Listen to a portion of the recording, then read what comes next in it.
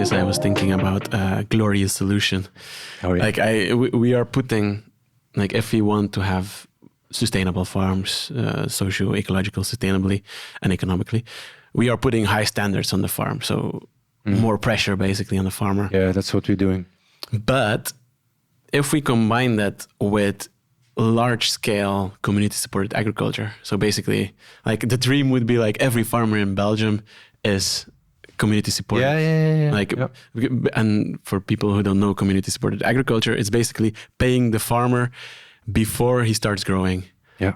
And so if he has a good harvest, he gets his wage. If he has a bad harvest, he gets his wage also. It's like risk sharing. Risk sharing, yeah.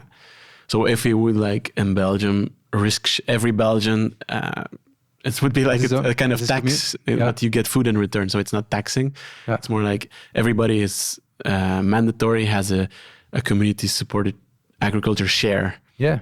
And you get this amount of food in return. Yeah, definitely. I would say that's a very good solution. Yeah.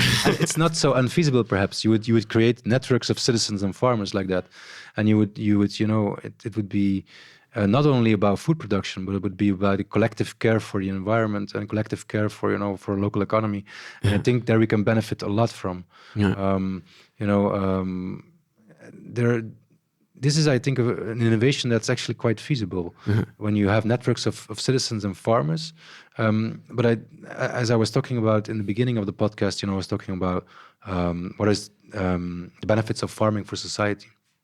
But it's also the other way around. Society can also strengthen farming. And that is by taking another perspective. Yeah. And saying, okay, when we support as a community farming and food, we are not only supporting the production of food, but we're supporting an environment, a community as such. Again, like the environment that we breathe in, the landscapes that we walk in, the social relationships that we have, and maybe also adding some meaningful work. Maybe it might be volunteering work or not, but this could be a very interesting local approach where you would have like an integrated farmer citizen networks. And I think then you have a solid base. Yeah. And this policies will not easily and would need to support that. In fact, but yeah, I think that's policies supporting local food system building. Yeah. That would be good. Okay. Now in Ghent we already have multiple community supported agriculture farms. Yeah, that's they true. have their members. I think we have 4 in the neighborhood. A couple of them. Yeah.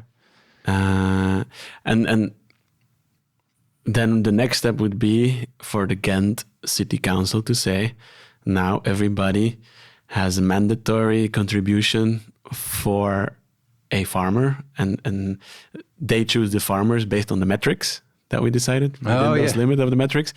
And then you have the contribution, so the CSA Share, basically, in beginning of the growing season. Mm. And in return, you get food from those farms. That could be that would be groundbreaking, right? Yeah, it would be groundbreaking.